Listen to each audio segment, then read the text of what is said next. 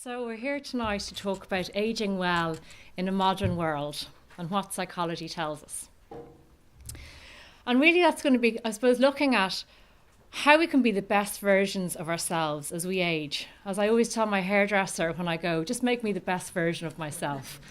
So hopefully tonight we're going to make you be the best versions of yourselves as you age. So what we're going to be looking at in detail will be ageing. Really what it is and when it begins.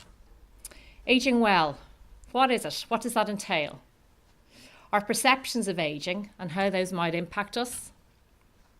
What changes when we age?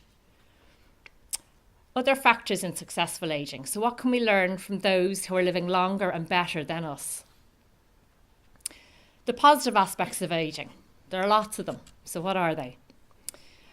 And then finishing up with some of our top tips and also just some inspiration for some of those people who seem to be doing it well. So looking at ageing, how do we define it? Well, the World Health Organization states that ageing commences from the moment we're born. However, others view the process that it's the time when our functions begin to diminish rather than grow. So I suppose there is some debate around how we define ageing exactly. However, it is widely accepted that it's part of the life cycle, that a person is born, we go through childhood, adolescence, adulthood, and at a certain point in time, we begin to age. So it is an essential and inevitable component of our human development. Unfortunately, it's not an irreversible process. So if you thought that's what you were going to get here tonight, I'm very sorry to disappoint you. But that does not necessarily mean that it's negative. In psychology, we often use the biopsychosocial model to understand health and well-being. And this approach systematically considers biological factors such as genetics, physical health, hormones, diet, exercise, sleep, and our use of drug and alcohol. Psychological factors are mental health factors such as how we manage emotional distress. Our thinking style, are we the glass half full or the glass half empty type of person? Our self-esteem and self-confidence, our attitudes and beliefs, our coping skills and our ability to manage stress and worry. And also social factors, our relationships, the resources we have available to us, our finances, our social supports, and our purpose or what we value in life. So this approach looks at how these factors interact with each other.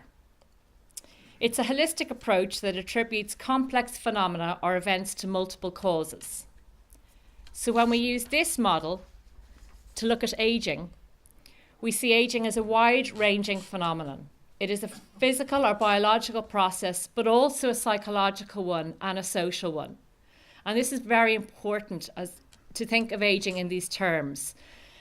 Often we think of them purely in physical terms, with not so much regard to the other two factors, or indeed how all three interact with each other.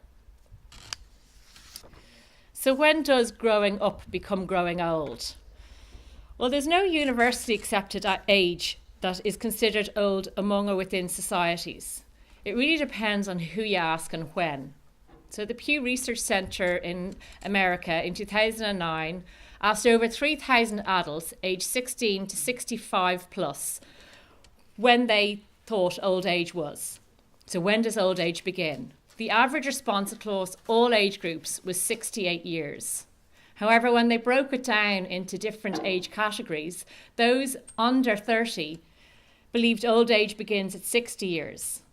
However, those, I can see some of you disagreeing in the audience there, yes, those 65 plus, their average response was that old age begins at 74 years. So as we can see, there's huge variance there. The older we get, the older old age begins, really. Now, of the females, the average response was 70 years across all the age groups, while males, 66 years. Now, interestingly, of respondents aged 65 to 74, so falling into that age bracket that a lot of people felt is when old age begins. When asked, only 21% reported feeling old. And those 75 plus, only 35% reported feeling old. So as we can see, there's huge discrepancies exist in what age society may consider old and what members of that society of that age and older may consider old. So when does old age begin? Well, it's quite subjective, really. It really depends on our own perceptions of aging. I suppose 65 is kind of the age that most Western societies have, set for eligibility of retirement, and old age social programs become available to us. But aging it's a process. So it's not a static state that we enter magically suddenly at the age of 65. A lot of societies regard old age as occurring anywhere from the mid-40s right into our 70s. But if we look at that age bracket, 65 to 100 plus, the older life stage, it really does span the largest period of our lives. And often we can have parents and children both falling into that age bracket. So we really need to recognise that older people are not a homogenous group. They're individual people spanning many different generations. We are living longer. The Department of Health in 2008 reported life expectancy in Ireland was 83.6 years for women and 79.9 years for men. And the CSO in 2013 projected that by 2026 it will have increased to 88.5 years for women and 85.1 years for men. So improvements in general quality of life and in the medical world means that we now are living longer. So it really is within our interest to age as well as we can. It was Theodore Roosevelt who said that old age is like everything else. To make a success of it, you've got to start young. But what does making a success of it mean? How can we influence how well we age? Well, aging successfully has been viewed as a lifelong process of adapting to the changes that occur in relation to one's physical, cognitive, social and emotional development. And it is fundamentally a subjective experience, so based on our own experiences. The subjective nature of successful aging means that it is all-inclusive to us, not just to those who maintain high physical and cognitive functioning. So while there is a responsibility for society to provide opportunities for ageing adults to engage in society, as well as providing facilities to support the ageing process, whether a person ages successfully or not does ultimately depend on one's subjective perceptions and experiences. So when we look at successful ageing, we can see that it's very much based on two main factors: adapting to change and one's subjective perceptions and experiences. So firstly, looking at our perceptions of ageing. It was Jack Benny in the New York Times in 1974 wrote that age is strictly a case of mind over matter. If you don't mind it, it doesn't matter. And his point was very true. Our perceptions of ageing are important. They greatly influence the ageing process. Researchers have identified that having positive self-perceptions about the benefits of getting older can help you stay mentally, physically and psychologically younger. So there's your elixir. Our perceptions about ageing are important predictors of physical and cognitive functions in later life. So the TILDA study, which some of you may have heard of or even be participants in, the Irish longitudinal study on ageing, it's a large-scale, nationally representative study that collects information on all aspects of health, economic and social circumstances from over 8,000 men and women aged 50 plus in a series of data collection waves every 2 years. It's the most comprehensive research study of its kind in both Europe and internationally. And it is reported that how you perceive yourself as ageing has been found to have an impact on walking speed and ability to exercise, with negative perceptions having a negative impact. Frailer adults with negative attitudes towards ageing were found to have worse cognition compared to participants who were not frail. So our perceptions about ageing are important predictors of physical and cognitive function in later life. Our own self-perceptions about ageing are within our locus of control. There's something that we can influence. So in the words of Descartes, I think, therefore I am. So I encourage you to think young, to be young. So as I mentioned, successful ageing, one of the other main factors is adapting to change and our ability to adapt to the changes that we face. So what are some of the changes that come with ageing, and how can we best adapt to them? Well, looking firstly at the physical or biological changes, there's neuron loss in our brains. We have visual and hearing impairments, reduced capacity in the cardiovascular, respiratory, gastrointestinal and immune systems. Changes in appearance such as wrinkles, grey hair, age spots, and these changes occur in all of us, but at different rates and times. Certainly I was 25 when the hair dye had to be pulled out. So how do these changes affect us? Well, there's ample evidence that many elderly people regard themselves as happy and well, even in the presence of disease or disability. The results from the TILDA study highlight that physical decline in older age does not impact negatively on participants' self-reported satisfaction with life, because it's accepted as a normal part of the ageing process. So again, this relates to our perceptions of ageing. It is how we adapt to these physical changes and optimise our functioning that will allow us to age successfully. So looking at some of the changes, the cognitive changes that come with ageing.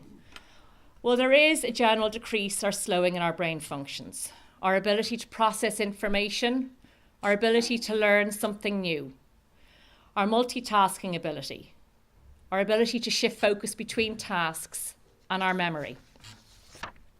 So looking at memory, with regard to semantic memory, and that's our ability to recall concepts and general facts that are not related to specific experience. That typically continues to improve as we age. When we look at procedural memory, and that's the memory of how to do things, such as how to tell time by reading numbers on the clock, that also typically stays the same. It's our episodic memory, the one that captures the what, the where, and the when of our daily lives, and longer-term memory that tends to decline over time. However, my dad last week did point out a positive aspect to this decline in memory. He told me that if he's really enjoyed reading a book, then he only has to wait a few months before he can get to enjoy it over again. That's positive thinking. However, one of our biggest concerns with ageing is protecting our cognitive abilities as much as we can. So how can we do this? How can we maintain our brain, given that some cognitive decline is normal with ageing? Well, physical activity. So 30 minutes of physical exercise 5 times a week has been found to increase the size of our hippocampus, which is crucial to making memories, or minding our episodic memory. It can also has been found to lead to a growth of neuroconnectors and new brain cells. Active learning. Studies have shown that cognitive stimulation through active learning slows cognitive decline and also leads to the growth of new brain cells and connections. Learning reduces your risk of developing dementia and increases your chances of living independently. Your brain confers in you the ability to do tomorrow what you could not do today, so never stop learning. Challenge your mind. Take dancing lessons, learn a new language, attend lectures at a local university, learn to play a musical instrument, read a book, play chess, play bridge, play Scrabble, do Sudoku, write, debate, engaging in cognitively stimulating activities in later life can delay memory decline. So I want to introduce you to 2 of Ireland's oldest students who have been hailed as inspiring examples of lifelong learning. And these are 100-year-old Joe Weselsky and 92-year-old Joe McGovern, both of whom attend evening and short courses at Trinity College.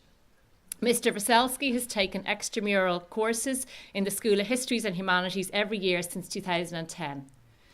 He recently told RTE, I have really enjoyed studying at Trinity, but quite frankly, if I'd known 10 years ago that I was going to live for another 5 or 6 years, I would have taken a proper course with the degree at the end of it. Mr. McGovern, a former Garda, has recently returned to education after a gap of 75 years to learn Latin.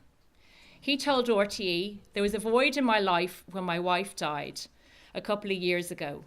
I am now experiencing something I never thought I would experience. I am not worried about exams or the future.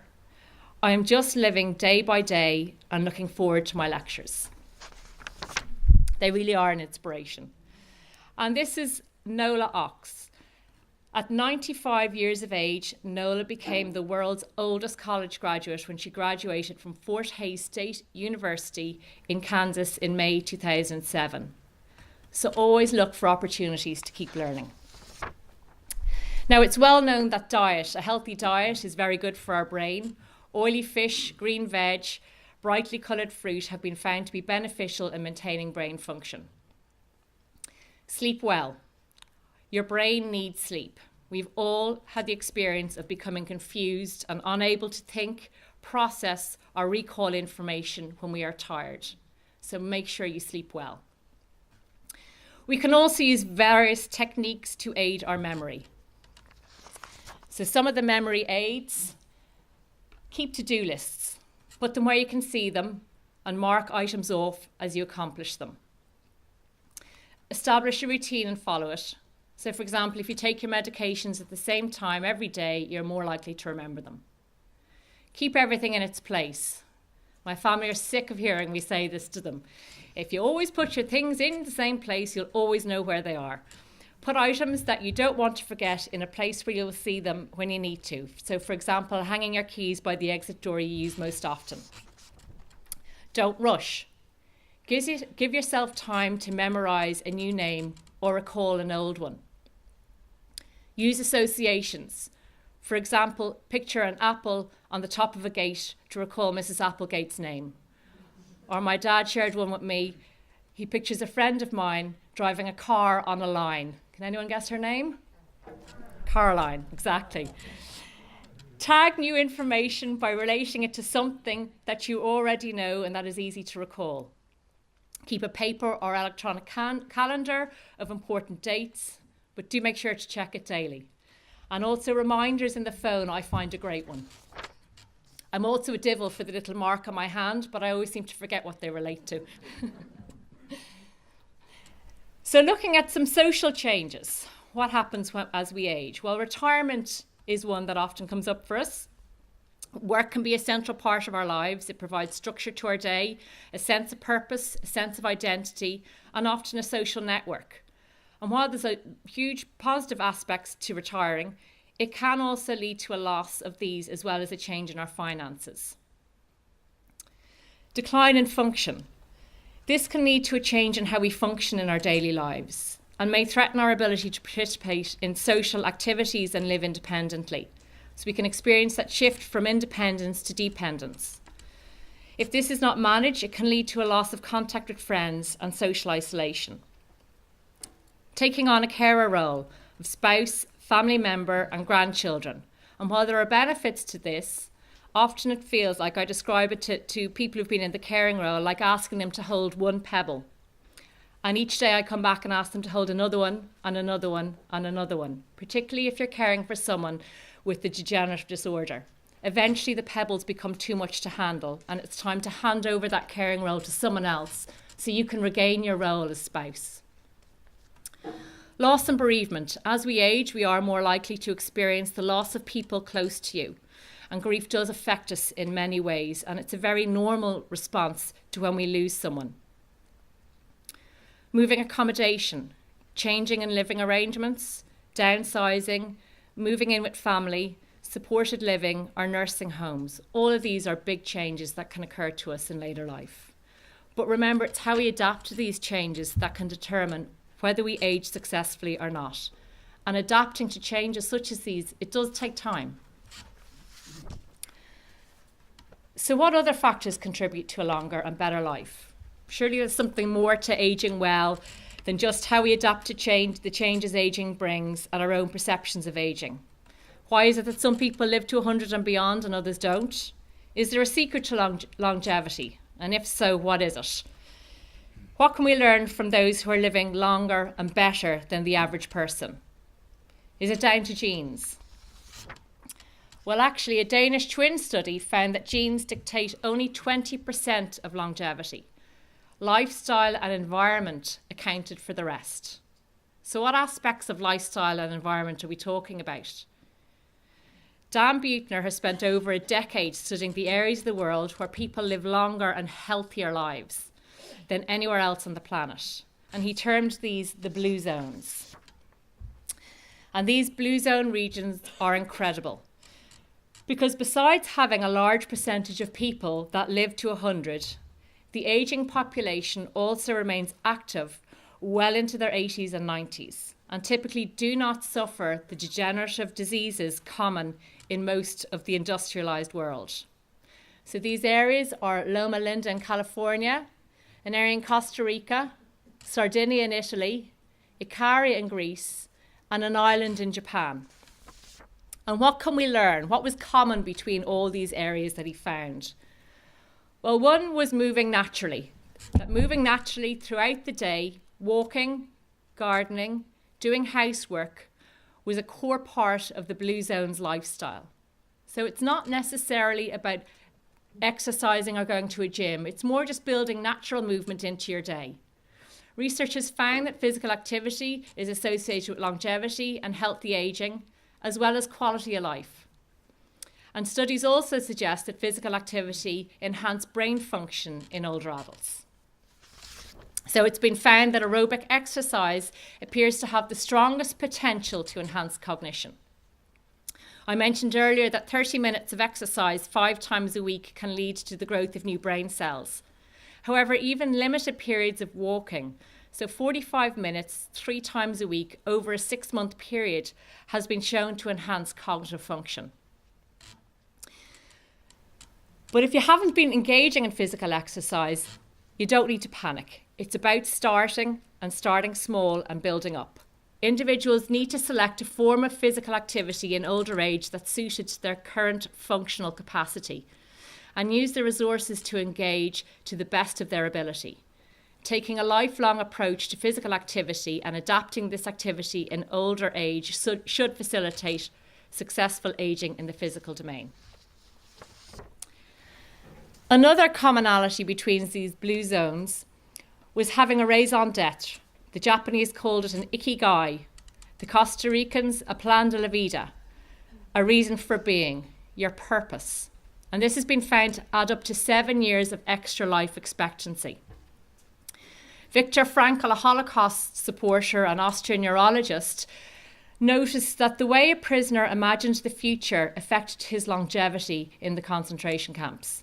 He put his surviving the Holocaust down to identifying a purpose in life to feel positively about, and then immersively imagining that outcome. We can often experience a shift in sense of purpose with age. When we work is often a central part of our lives, and having children are often a central part of our lives. They both provide structure to our day and a sense of purpose. So we may find ourselves having to reevaluate what gives us meaning in our day-to-day life when we retire and when our children grow up and leave home. So to coin Marie Kondo's phrase, I'm going to ask you, what sparks joy in your life? What gets you out of bed in the morning? What can you contribute to your world that will give you a sense of purpose? If that's not something you're answering easily, then this might be a help to you, a values discovery questionnaire. And we have a few copies of this. You may have taken one as you came in the door, or there will be some down the back. If anyone doesn't get a copy and wants one, don't be afraid to contact us and we can send it on to you. So the first question to ask yourself is, what people do I admire or consider role models in my life? Are there some common qualities of the people I admire? What are your top 3 roles in life? For example, student, employee, husband, mother. What value would you place before each of these roles? What motivates you? What brings you the most joy, satisfaction, or pleasure?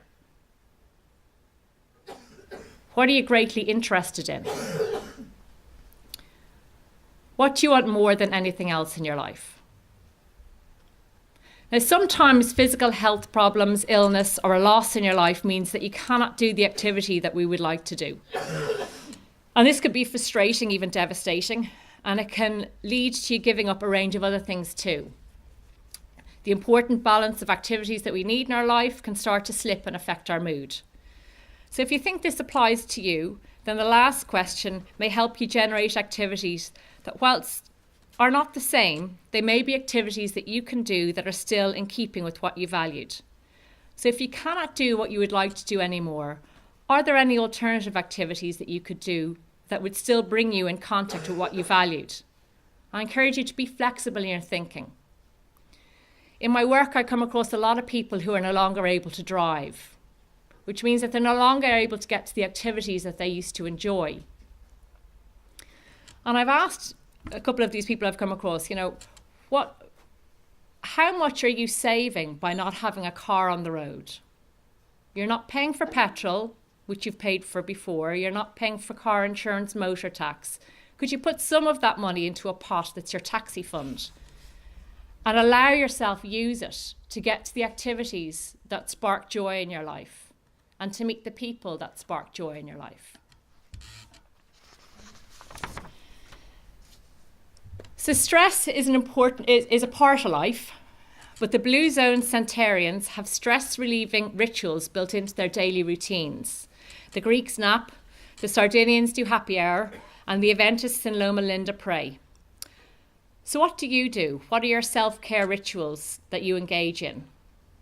Meditation, prayer, yoga, exercise, relaxation, painting, colouring, playing an instrument. How about mindfulness? Mindfulness has become very popular over the last number of years. So what exactly is it? Well, being mindful is having moment-to-moment awareness of one's experience without judgment. So it's really living in the here and now.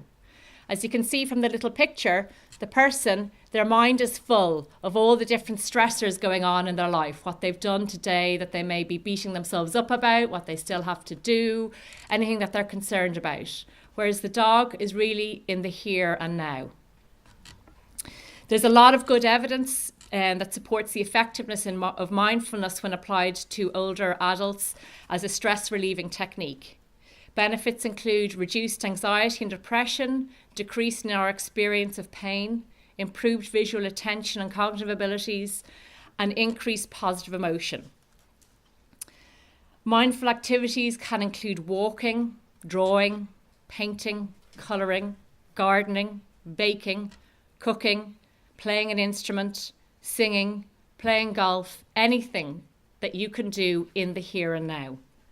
So again, I ask you, what do you do to relax, to de-stress?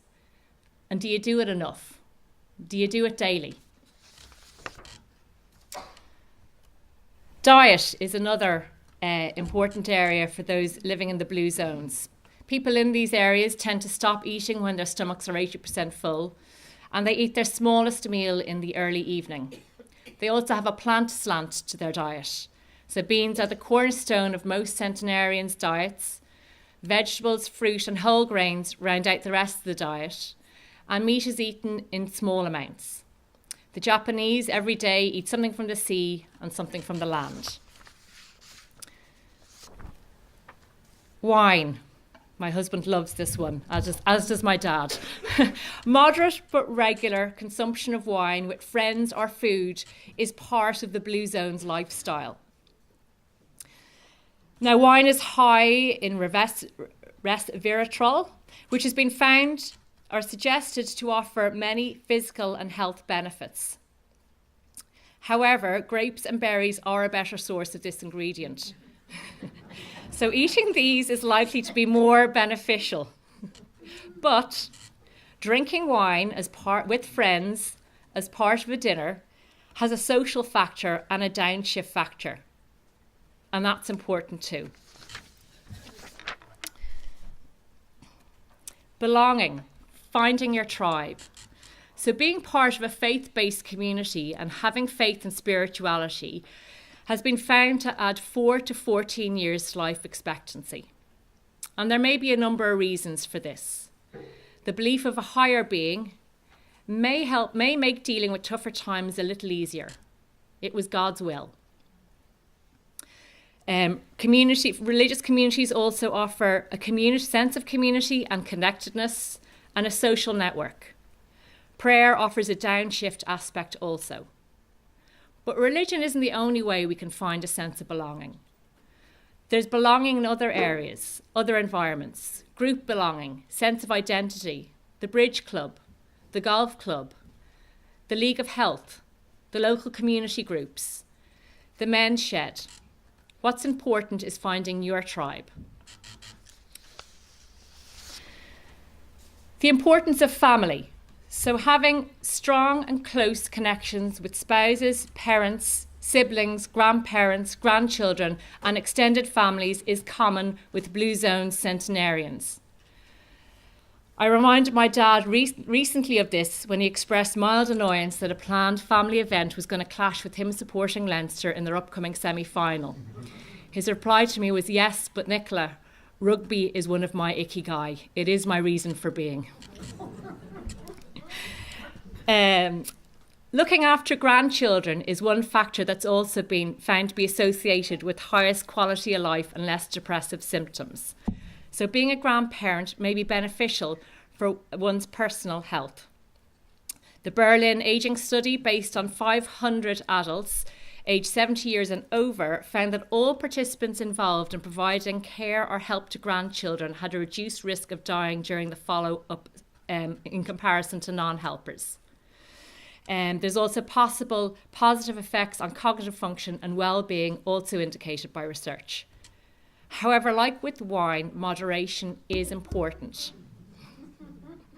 Other research has found possible negative effects on health when grandparents have a more full-time responsibility of children. So moderation is key.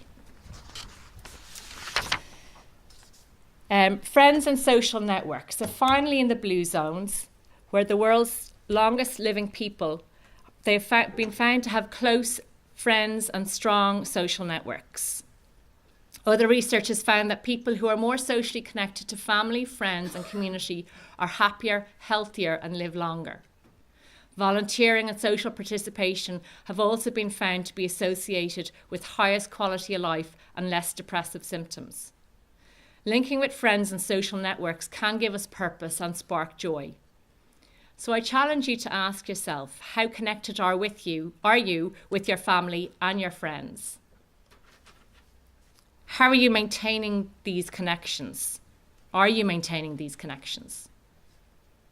How are you going to stay connected as you age? If you're sitting there and realizing you've lost many of your connections, then how are you going to reconnect? What would you think of someone who reached out and attempted to reconnect with you? Would you welcome them with open arms? How are you going to make new connections? So the last three factors are all about relationships. Relationships with our tribe or our community, our family and our friends. But it really is the quality of these close relationships that matter. It's the quality that counts. We can be lonely in a crowd. We can be lonely in a marriage. It's not just the number of friends that we have, and it's not just whether we're in a committed relationship, but rather the quality of our close relationships that matter. Longitudinal studies have found that those who are most satisfied with their relationships at the age of 50 were the healthiest at the age of 20. Warm, loving relationships are protective and they keep us healthier and happier. Spending time with grandchildren and helping friends, family members and neighbours arguably give people a sense of purpose and they keep us physically and mentally active. Good relationships are also protective to our brains, particularly our memories, according to the Grant study in Harvard. So connection is vitally important as we age. Loneliness is toxic. So having looked at those last different lessons from the blue zones, We've put a copy of this in the handout that we've given today, and we'd encourage you to take some time to fill it out over the next week. And it encourages you to look at your day, morning, afternoon and evening, and to make sure that you do something across the course of the day that taps into each of these different areas: body care, achievement, connecting with others, and enjoyment or de-stressing.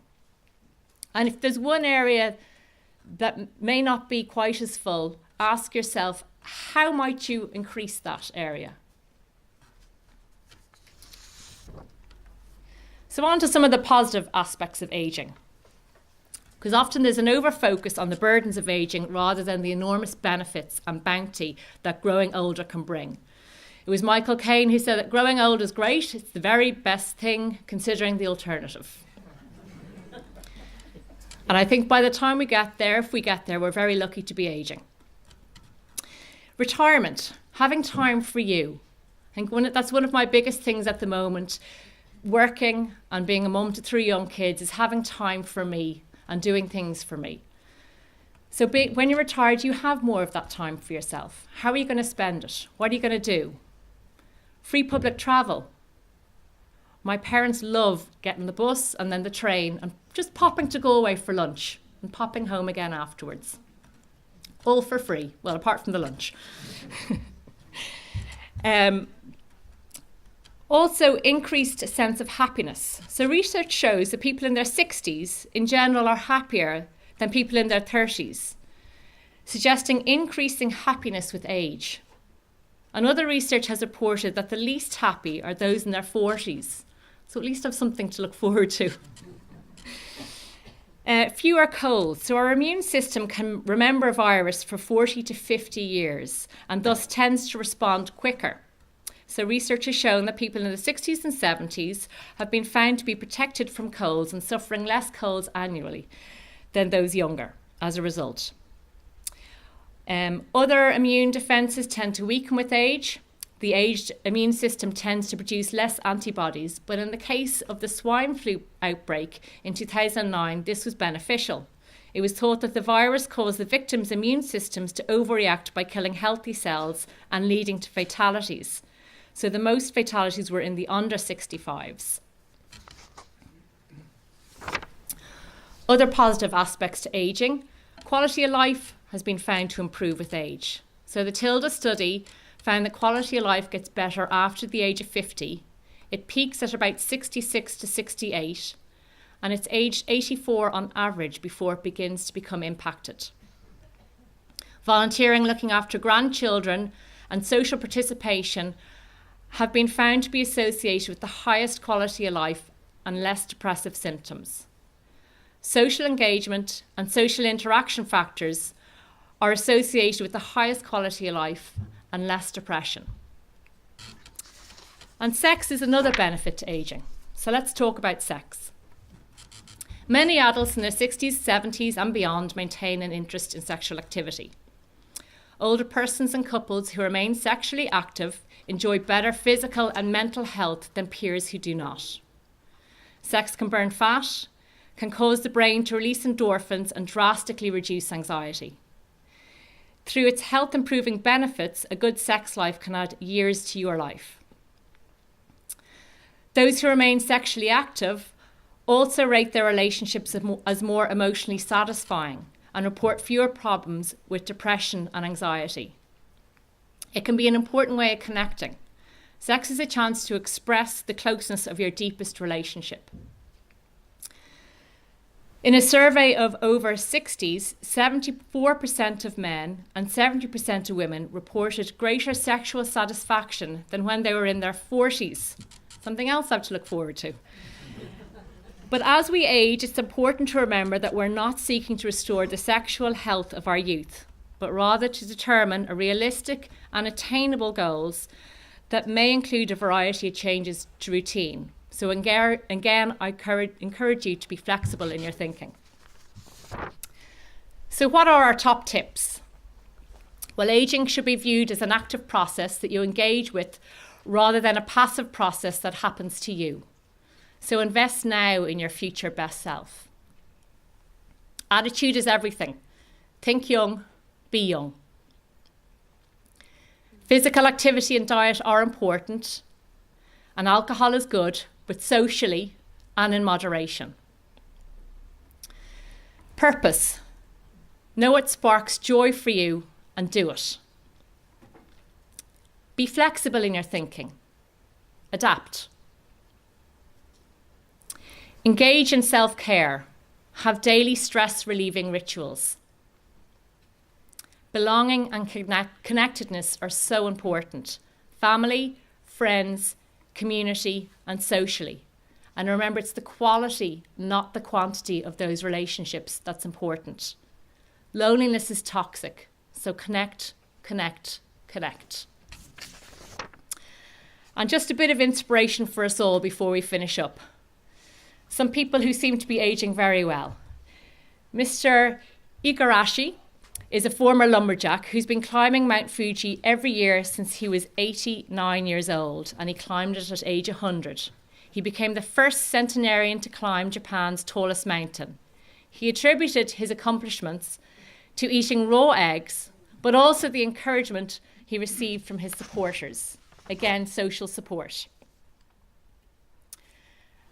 Harriet Thompson is a marathon runner at age 92. She's a 2-time cancer survivor, so she's adapted well. And she first took up marathoning at age 76. Before that, she was a concert pianist who performed at Carnegie Hall. Georgina Howard, skydiver at age 100. She enjoyed skydiving in March 2015 in Cape Town, South Africa, and that was the 3rd time the great-grandmother had gone skydiving. She did her first jump at 92. Ruth Flowers, DJ at 72, aka DJ Mama Rock. She decided to become a club DJ at 68 years of age, and looks like she's loving it. Then there's Lloyd Khan, who's a skateboarder at 78.